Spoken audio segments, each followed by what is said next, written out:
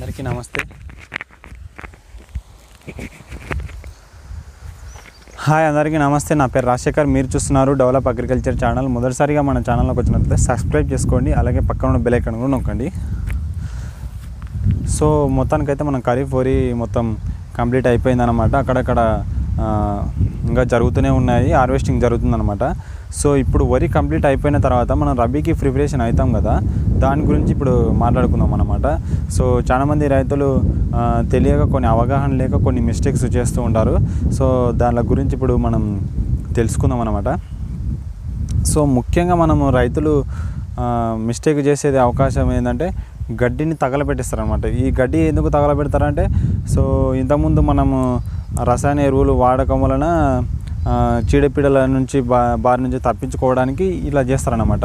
So మొత్తం మనం ఇలా చేయడం వలన మనకే నష్టం అనమాట. సో మన పొలంలో మనమే సేంద్రియ ఎరువు తయారు చేసుకోవడానికి అవకాశం ఉంటుంది.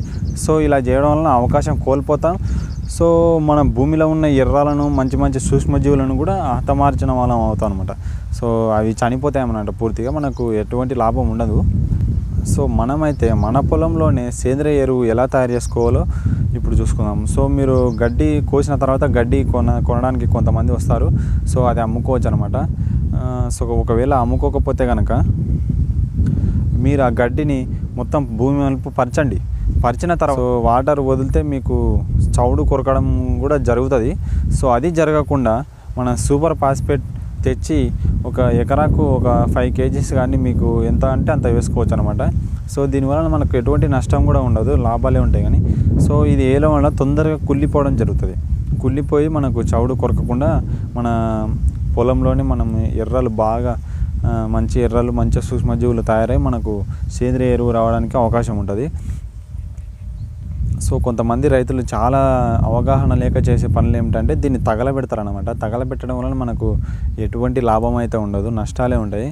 సో కాబట్టి మీరు రైతులందరూ గమనించుకోవాల్సింది ఉంటుంది. సో కొంతమంది ఇప్పుడు అప్కమింగ్ ఫార్మర్స్ అయినా ఈ విషయాన్ని తెలుసుకోవాలని, నాలాంటి యువ రైతులు ఎవరైనా తెలుసుకోవాలని నేను ఈ వీడియో చేస్తున్నాను అనమాట.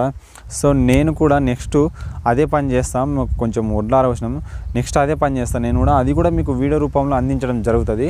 సో నేను కూడా అదే పని చేస్తాను అనమాట. సో గడ్డి ఎవరైనా సేలింగ్కి వస్తారేమో అని వెయిట్ చేసినట్టుంది, అంతేగాని లేకపోతే నేను కూడా వాటర్ వదిలేసి సూపర్ చల్లేదాం. వీలుంటే కనుక టైం ఉంటే ఒక 2 months టైం ఉంటే కనుక మీరు జీలుగా కూడా చల్లుకోవచ్చు అనమాట. సో లేదు అంటే మనం ఉత్తగా వాటర్ పారబెట్టి మొత్తం అట్లా చేస్తే మనం అట్లీస్ట్ ఒక 1.5 జనవరి వరకు మనకు ఈ రబీ సీజన్కు నాట్లు వేసుకోవడానికి అవకాశం ఉంటుంది. అంతలోపల మనం ఇది చల్లేసి ప్రిపరేషన్ చేసి పెట్టుకున్నాం అనుకోండి, చాలా మంచిగా గడ్డి కుళ్ళిపోయి మంచిగా మనకు ఎరువులు బాగా ఉత్పత్తి చేసిన వాళ్ళం మన పొలంలోనే మనం ఎరువులను ఉత్పత్తి చేసుకోవాల్సి ఉంటుంది. సో దానివలన మంచిగా మనకు అధిక దిగుబడులు ఒక్కసారి ఇలా చేసి చూడండి. సో ఇప్పుడు దిగుబడులు రాను తగ్గిపోతున్నాయి కానీ పెరగడం మాత్రం మనకు చాలా తక్కువ ఉందన్నమాట. ఒకసారి ఇలా చేసి చూడండి, చూస్తే మీకు అప్పుడే రిజల్ట్ వస్తుంది కదా, దాన్ని బట్టి మనం ముందుకు సాగిపోవడానికి అవకాశం ఉంటుంది. సో మీరు ఇంకొక విషయం కూడా గుర్తుపెట్టుకోవాల్సి ఉంటుంది. మనము వరి చేను కోసిన తర్వాత మనకు ఎటువంటి తెగులకు సంబంధించిన ఆనవాళ్ళు ఎటువంటివి కూడా మన పొలంలో అలాగే ఉండిపోవు అన్నమాట. సో మనము మళ్ళీ రీసైక్లింగ్ చేస్తుంటాం కాబట్టి అవి అంతరించిపోతాయి అన్నమాట. మన పొలంలో చాలామంది ఏమనుకుంటారంటే మన పొలంలో గుడ్లు పెడతాయి ఇవి, మళ్ళీ వస్తే మన పొలంలోకి అని అనుకుంటారు. సో దానికి అలాంటిది ఏమీ ఉండదు. వాటికి ప్రాణం ఉన్నంత వరకే అవి మన పొలం కోతకు రానంత వరకు మన ప్రాణంతోనే ఉంటాయి. వన్స్ మనం పొలం కోసేసిన తర్వాత అవి ఎండకు చనిపోవడం జరుగుతుంది అనమాట. మళ్ళీ కొత్తవి పుడతాయి అన్నమాట. సో మనము అంటించిన వేస్ట్ మన మొత్తం భూమిలోనే కలిసిపోతుంది. కాబట్టి దయచేసి మీరు ఎవరు ఈ వరిగడ్డిని కాల్చకండి, వాటర్ వదలండి. వాటర్ వదలడం వలన మనకు నీళ్ళు వదలడం వలన మనకు చౌడు కొరకడం జరుగుతుంది.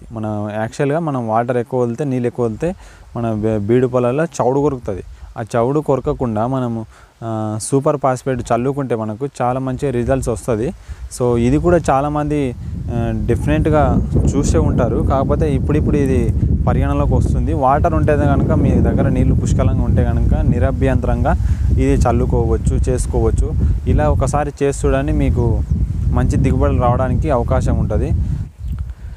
సో ఇలా కనుక చేసినట్లయితే మన పొలంలోనే సేంద్రియ ఎరువులు మనం తయారు చేసుకున్న వాళ్ళం అవుతాం అన్నమాట. సో మీరు ఈ గడ్డి ఎదరకపోయినా పర్వాలేదు, వాటర్ మాత్రం వదిలేసి సో సూపర్ ఫాస్ఫేట్ చల్లేస్తే మీకు లాభాలు నేను ఇప్పుడు చెప్తానన్నమాట. సో జింకు స్ప్రే చేసేటి తగ్గిపోతుంది. మనము రెగ్యులర్గా మనము పంట వేసినప్పుడల్లా ఇప్పుడు ఒక అది అలవాటుగా అయిపోయింది, జింకు స్ప్రే చేస్తారనమాట. సో ఇది మనకు చాలా వరకు తగ్గిపోతుంది అనమాట. మన చౌడు కొరకడు నుంచి జింకు స్ప్రే చేసేది తగ్గిపోతుంది. సో ఇంకొకటి వచ్చేసి మనకు రసాయన ఎరువులు అనమాట. యూరియా కానీ ఈ సూపర్ కాదు, ఇది పొటాస్ కానీ ఎరువులు చాలా మనకు మనం తగ్గించుకోవాలి. సో ఇలా చేస్తే కనుక మనకు ఒక 50% తగ్గించుకోవచ్చు. సో కాబట్టి మనం సేంద్రియ ఎరువులు వర్మీ కంపోస్టు ఎక్కడో తయారు చేసుకునే అవసరం లేదు, మన పొలంలోని మన చేతులలో మనమే సింపుల్గా తయారు చేసుకోవచ్చు అన్నమాట. దయచేసి రైతులందరూ ఈ విషయాన్ని బాగా గుర్తుపెట్టుకోవాల్సి ఉంటుంది. సో నేనైతే మీకు ఒక ఆదర్శంగా చేసి చూపిస్తాను. సో నేను రేపైతే ఆ నీళ్ళు పారబెట్టేసి మీకు చూపిస్తాను అనమాట. ఆ వీడియో కూడా మీకు యాడ్ చేయడం జరుగుతుంది. సో దయచేసి ఇలా చేసుకున్నట్లయితే మనకు మంచి దిగుబడులు వస్తాయి. సో అదే మన పొలంలో మనమే వర్మీ కంపోస్ట్ తయారు చేసుకునే అవకాశం ఉంటుంది. సో ఇప్పుడు బాగా వాటర్ పెడితే మనకు ఈ ఎర్రలు మనం ఆల్రెడీ మనకు ఒక 50% చనిపోయి ఉంటాయి అన్నమాట. సో 50% చనిపోయి ఉంటాయి. సో సాధారణంగా మనకు అవి మళ్ళీ బతికి మళ్ళీ అవి డబల్ చేసుకొని వాటిని అవే వృద్ధి చేసుకునే విధంగా మనము దానిలకు సహకరిస్తే అవి మనకు సహకరిస్తాయి. అప్పుడు మనము రసాయన ఎరువుల వాడకాన్ని చాలా మేరకు తగ్గించుకోవచ్చు అనమాట.